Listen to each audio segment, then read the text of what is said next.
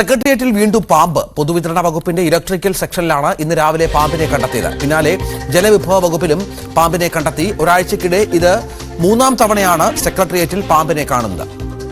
V Arun ഏറ്റവും പുതിയ വിവരങ്ങൾ പങ്കുവെക്കും. അരുൺ, നേരത്തെ കണ്ട പാമ്പ് തന്നെയാണോ?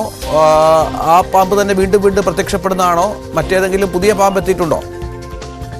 ഏതായാലും രാവിലെ വന്ന പാമ്പിനെ രാവിലെ തല്ലിക്കൊന്നു. ഇത് നേരത്തെ ഒരാഴ്ച മുമ്പ് സെക്രട്ടേറിയറ്റിൽ ഒരു പാമ്പ് വന്നിരുന്നു. ആ പാമ്പാണ് ഇപ്പോൾ വന്നതെന്നാണ് ജീവനക്കാർ പറയുന്നത്. ഏതായാലും തുടർച്ചയായ മൂന്നാമത്തെ സംഭവമാണിത്. കഴിഞ്ഞ ആഴ്ച ഇതുപോലെ പാമ്പിനെ കണ്ടെത്തിയിരുന്നു.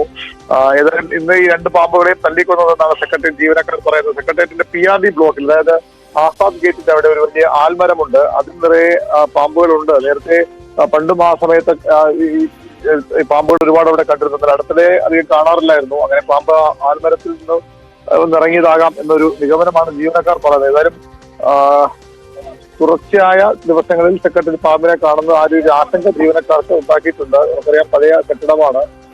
നിരവധി ഫയലുകളൊക്കെ കൂടിയ സ്ഥലമാണ്. അകത്തേക്ക് പാമ്പ് കയറി പോകുന്ന തരത്തിലുള്ള ആശങ്കയൊന്നുമില്ല. പക്ഷെങ്കിൽ പോലും തുടർച്ചയായ ദിവസങ്ങളിൽ കാണുന്നത് ആ രീതിയിൽ ആശങ്കപ്പെട്ട ജീവനക്കാർക്ക് പൊതുവിൽ ഉണ്ടാക്കിയിട്ടുണ്ട്.